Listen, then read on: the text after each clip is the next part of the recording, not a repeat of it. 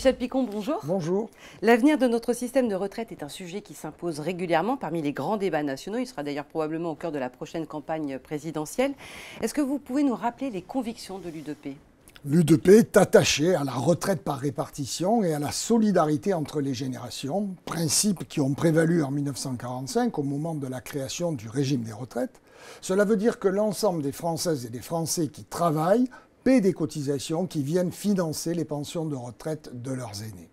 Ce système vertueux, à l'origine, est de plus en plus mis à mal par notre évolution démographique. En 1965, plus de 4,2 actifs cotisés pour un retraité. Aujourd'hui, c'est seulement 1,6 actifs qui cotisent pour un retraité. Alors le Premier ministre a demandé en début d'année aux partenaires sociaux, dont l'UDP, de discuter de cette réforme des retraites dans le cadre d'un conclave. Vous pouvez rappeler le positionnement de l'UDP ?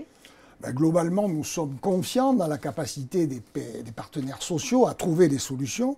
Régulièrement, les organisations syndicales et patronales trouvent des accords sur des sujets essentiels comme l'assurance chômage, l'emploi des seniors ou tout récemment sur les reconversions professionnelles. L'UDP est donc entré dans ce conclave dans un esprit constructif. Néanmoins, la réforme des retraites de 2023 a laissé tellement de frustration que ça s'annonçait difficile de trouver des points de convergence. Et de fait, plusieurs organisations, dont vous, l'UDP, ont quitté ce conclave en cours de route. Qu'est-ce qui a motivé cette décision ? Nous avons quitté cette instance en mars parce que nous avons compris que l'on nous faisait jouer un jeu de dupes. D'un côté, les organisations syndicales de salariés qui exigeaient un retour de l'âge légal de départ à la retraite à 62, voire 60 ans. De l'autre, le Premier ministre qui avait fixé l'objectif de parvenir à l'équilibre du régime des retraites en 2030. Pour ma part, je pense qu'il faut cesser de mentir aux Français. L'espérance de vie progresse, la part des retraités également. Notre régime des retraites est déficitaire et contribue lourdement au déséquilibre des comptes sociaux. Ce n'est plus possible. J'ajoute que si l'on veut permettre un départ anticipé aux personnes qui ont travaillé tôt, comme le demande l'UDP, ou qui ont subi une forme d'usure professionnelle, il faut trouver des financements supplémentaires. Nous devons non seulement maintenir l'âge légal à 64 ans, mais commencer à préparer d'autres relèvements.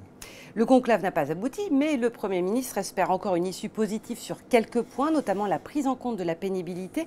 Quelle est votre position ? Le Premier ministre prolonge le débat avec les partenaires sociaux parce qu'il n'a pas de majorité parlementaire et que les politiques ne prennent pas leurs responsabilités. C'est tout à fait regrettable. L'avenir de nos retraites mérite mieux que ces atermoiements successifs. S'agissant de la pénibilité, l'UDP a bien conscience que certains actifs sont physiquement usés avant d'avoir atteint l'âge légal de retraite et qu'il faut leur permettre un départ anticipé. La seule limite que nous mettons, c'est que la décision doit être prise individuellement sur la base d'une expertise médicale et non collectivement au profit de la totalité des salariés des professions concernées.